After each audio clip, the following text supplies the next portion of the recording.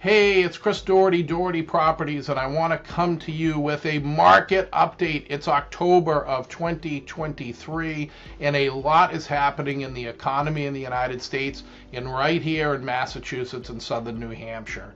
The first thing is the jobs report just came out, which was big news, and that 336,000 new jobs were created in the United States, which means more people are there working, which is also going to have an impact on inflation, causing that number to rise. We're also looking at an interest rate 20-year high. The average today, as I record this video, is 6.6% for a 30-year fixed. But remember, that number is for somebody that has the perfect 720 plus credit and all their ducks are in order. We're seeing most of our clients get in that high 6, low 7s today for mortgage rates, and that has an impact on housing. And what's happening right now is because the mortgage rates are high, we're seeing that tenants are staying in their apartments opposed to buying. And so what this is doing is causing the rents to climb in price, which is another impact of inflation. At the same time, the sale market is still moving ahead because inventory is so tight, prices continue to climb on that front as well. I want to give you some numbers in Massachusetts, in Middlesex County in particular, so you have a sense of what's happening. I got all my data right here for you. Right now in the single family market, inventory, if you take this time last year, if we go from January 1st to October, we have 25% fewer listings in 2023 than we did in 2022. While we have fewer listings, we have fewer solds because there's less houses on the market, but at the same time, pricing is up almost 7%.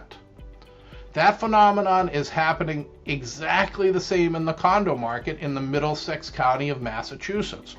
We have fewer number of condos that are on the market. We have 17% fewer condos. So condo sales are also down because there's just no condos for sale, but prices are also up 7%, sold pricing. So because the inventory pricing is tight on the sale market, prices continue to climb. So what does that mean for you? If you're a renter, you should expect to see your rent continue to climb.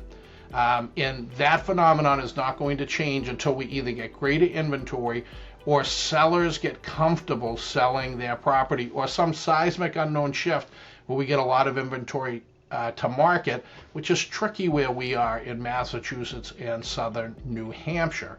If you are a seller, this is still a great opportunity for you. Now, I came to you last year, I told you interest rates would get to 5+, and people said I was crazy, okay? What I'm telling you now is that this supply problem will not last forever. This will change.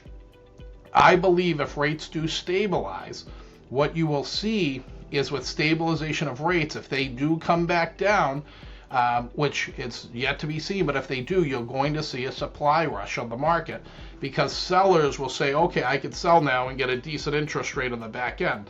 I'll trade my 3.5 for a 5, okay? But they don't want to trade the 3.5 for a 7. So I think as rates come down, you'll start to see a big supply influx. But right now, it's still a good time for a seller because there's still not a ton of inventory. So if you go to market, there's less buyers, but you're still going to have a good advantage because there's just not many listings on the market, okay? I think you're going to see things pretty much continue to be the way that they are. You're probably going to see interest rates climb through the rest of the year. You're going to see sale price numbers climb through the rest of the year. You're going to see inflation continue to grow. It's an opportunity for savings account, money market accounts. Shop those rates. Some banks are giving 5% on money market accounts, so you should be doing that. The one thing that we're seeing is the multifamily market. There's a slight change, and this is a result of the rates. The multifamily market has fewer listings, but the sales are also down to a greater extent.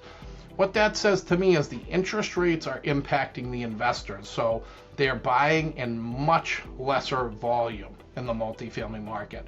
So we've taken out most of the investors, unless they're doing a cash or a 1031 exchange. So that's leaving only primary home buyers for the multifamily market.